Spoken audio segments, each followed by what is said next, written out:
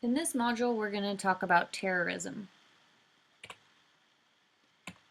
Webster's dictionary defines terrorism as the use of force or threats to demoralize, intimidate, and subjugate, especially as a political weapon.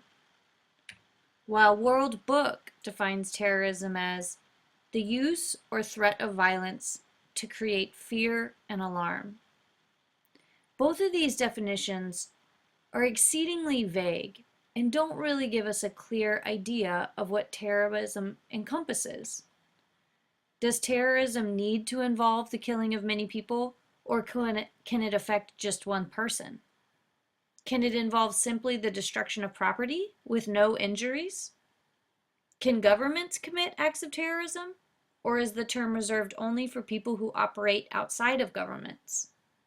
Must terrorism involve the people of one country attacking citizens of another? Does motive make a difference?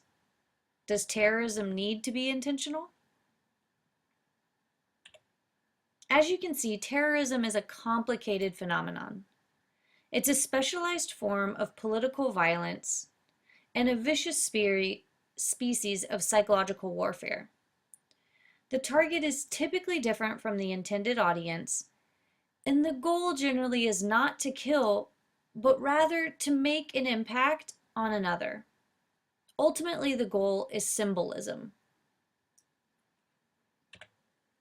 A terrorist's objective is to effect political, social, economic, or religious change through the use of fear and intimidation.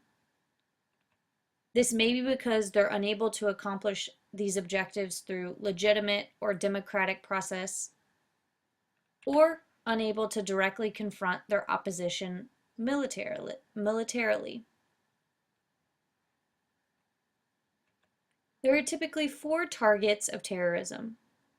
The first being innocent victims, which would be the World Trade Center, the people on the planes. The class, so the terror of the aviation industry, all of New York. The coerced, so unless you do this, we will ... And the target of influence, which in this case was the West, or the establishment.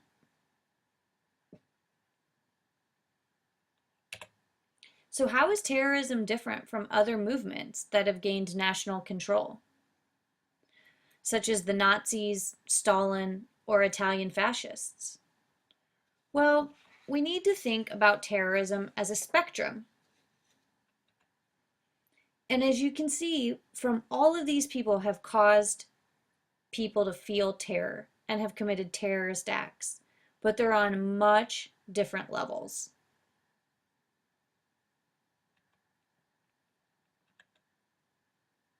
There's international versus domestic terrorism, and I've included a link to an NPR talk about the difference between these two.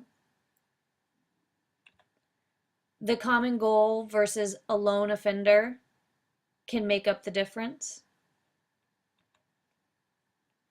And the reasons can be religious, political, socioeconomic, criminal, or psychopathological. Or there can be overlap between all of those. Dr. Post classifies terrorism into three categories: political terrorists, criminal terrorists, and psychopathological terrorists. Political terrorism includes state-sponsored, which is when the state uses weapons of the state against its own people.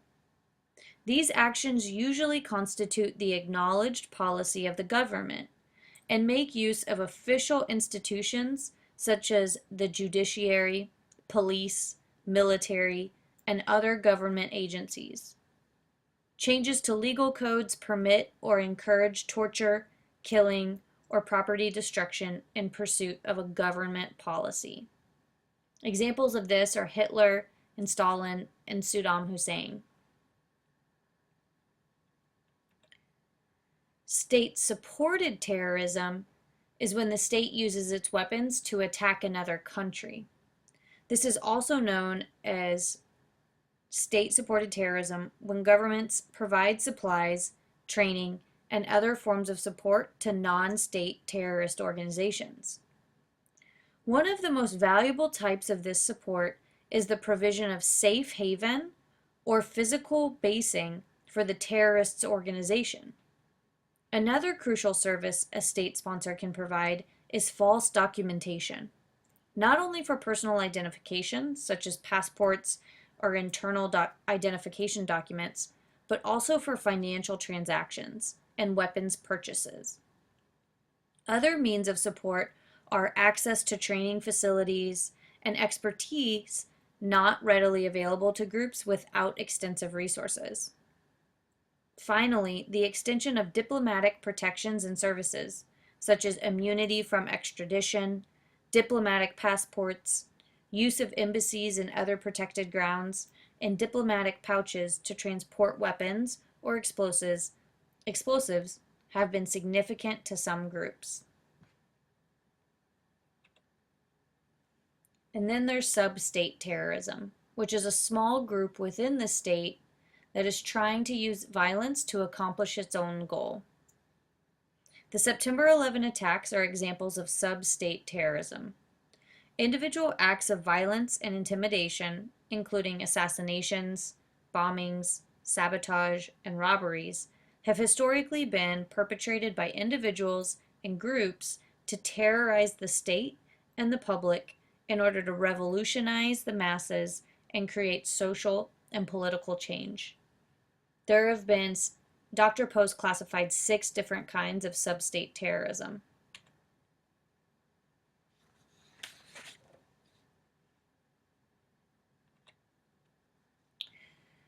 Social revolutionaries rebel against corrupt old ways. They're typically thought of as terrorism to the left. Some examples of social revolutionaries are the Red Army faction in Germany after World War II.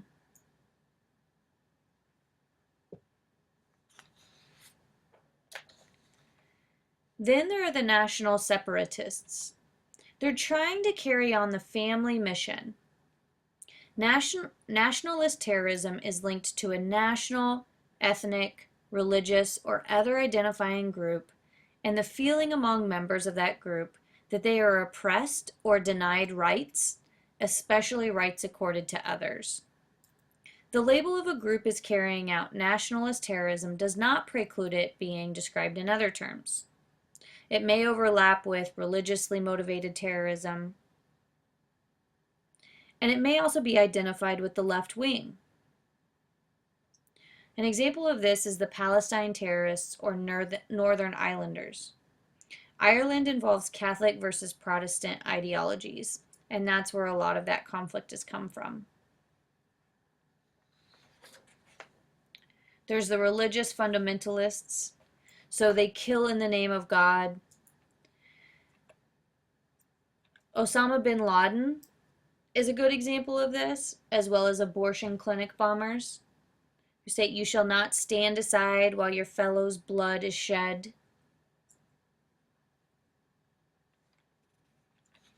There is New Religion, which are cults defending their new religion and their beliefs.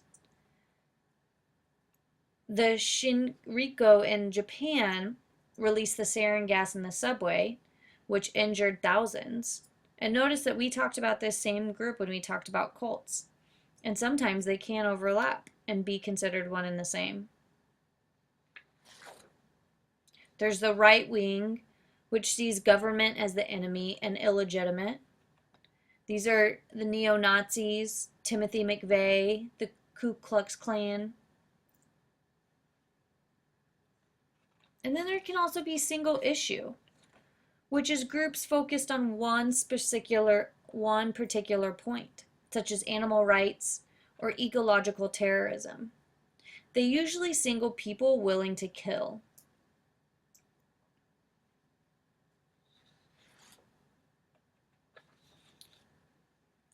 The terrorists' method to accomplish goals.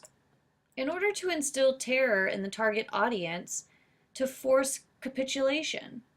They do this by using the most terrifying means available, including kidnapping, assassination, bombs, and mass murder.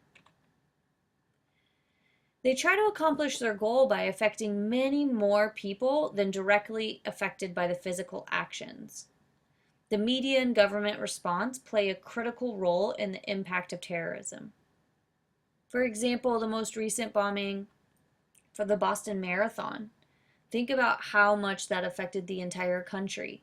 It was more than just the people that were directly impacted in Boston that were running the marathon.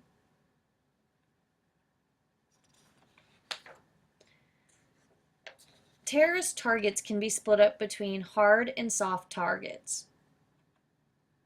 A hard target is one in which is guarded or has considerable security. This means that a terrorist attack runs the risk of being intercepted, often with potentially lethal force. Examples of hard targets would include military bases and political organizations, as well as high-ranking politicians and heads of state, such as presidents.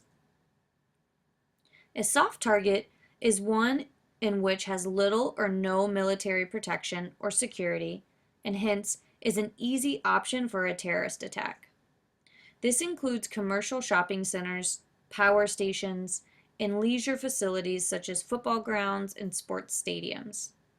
Of course, a soft target may become a harder one if a particular event or situation raises the risk. For example, the Olympics, or a major sporting or diplomatic event. But due to the large amounts of civilian visitors and the sheer number of access points to control, they are still generally very vulnerable.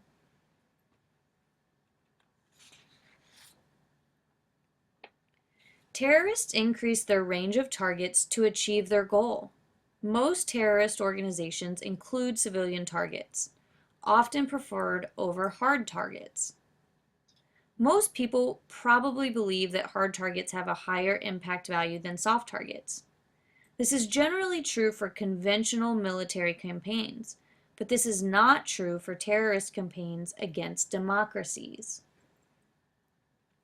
This is known as freedom's paradox, in which terrorist tactics probably work best against democracies where targeting civilian populations has the greatest effect. And that's because civilians elect the government, which sets the policy the targets wish to change.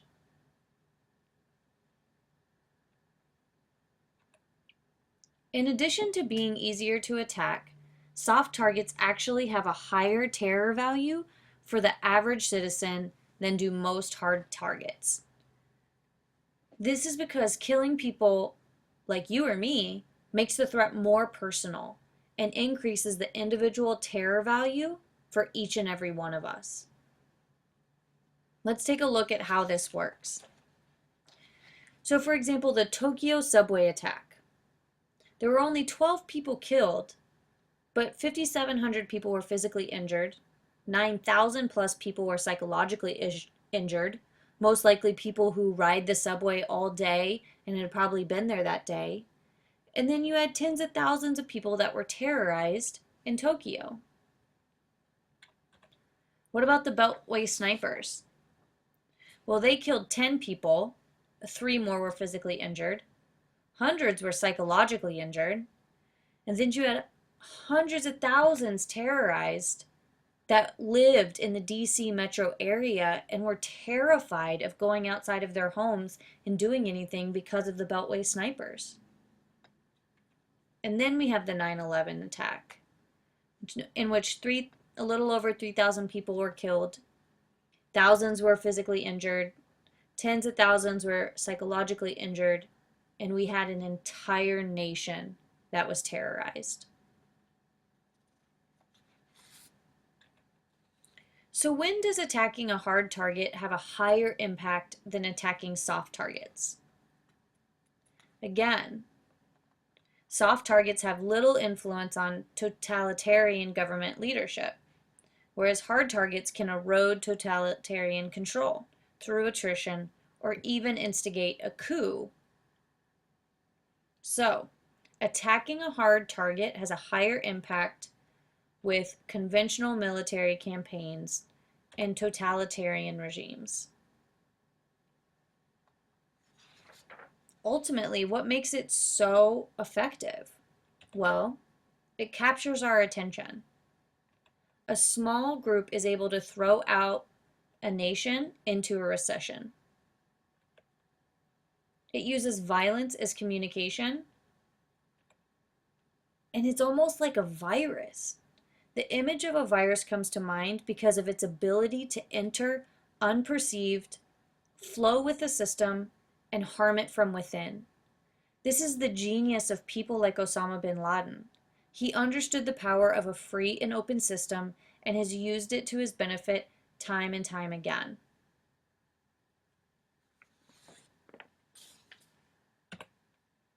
There are many, many, many roots to terrorism. It can be due to anti Semitism, Cold War politics, militarism, money, poverty, oil, political power, sexism, a war on drugs. It can be due to many, many, many reasons. In a study conducted by the Heritage Foundation, the study looked at the trends over 40 years between 1969 and 2009. There were 91 homegrown terrorist attacks of all kinds against the United States, while there were only 380 international terrorist attacks against the United States. The two most prevalent U.S. targets of international terrorism were businesses, which accounted for 26.6%, and diplomatic offices, which accounted for 16.6%. And when the U.S. targets of international terrorism, the preferred method was bombing. On the other hand, the two most prevalent U.S. targets of domestic terrorism were businesses at 42.9% and private citizens and property at 24.2%. And the preferred method for domestic terrorism tended to be arson.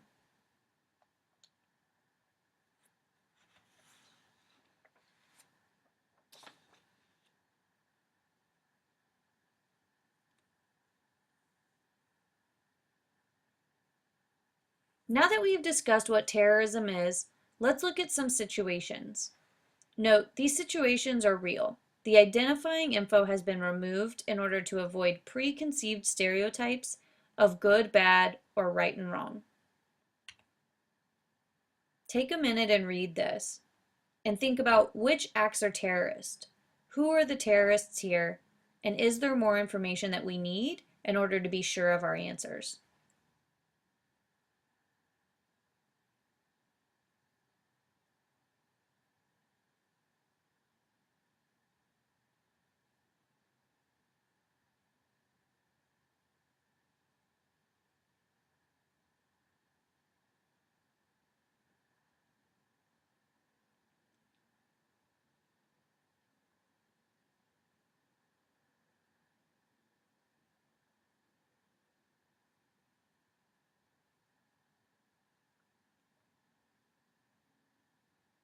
What do you think? In this situation, the country of Tobian is the United States, Ambar is Nicaragua, and the country next door is Honduras. The time is the 1980s during the US-sponsored Contra War. What about this situation?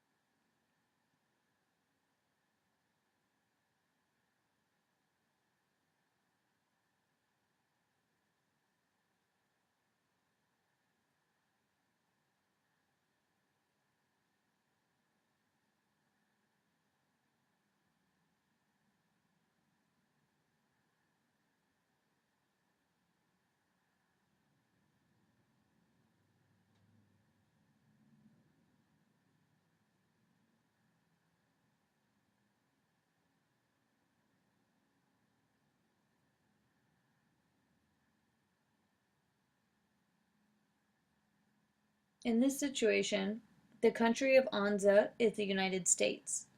Baltus is Sudan.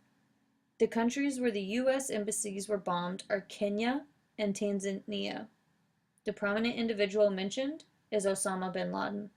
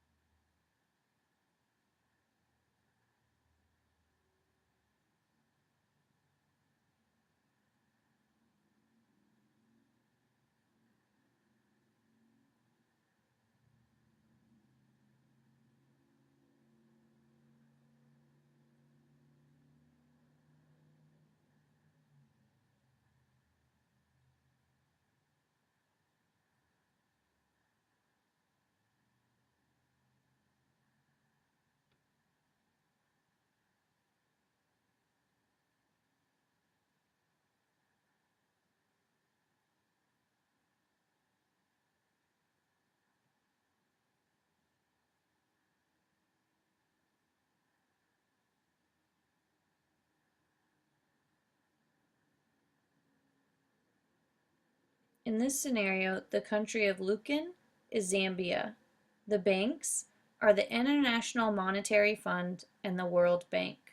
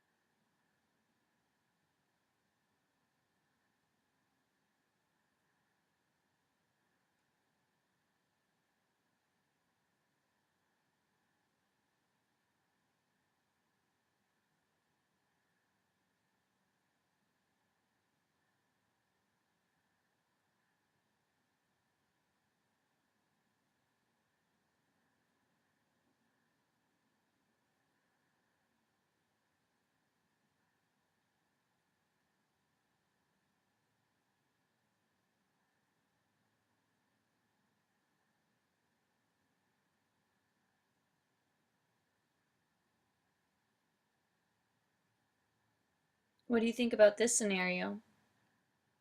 Which actions would you think are terrorism? Who do you think is the terrorist in this situation? Or do we need more information?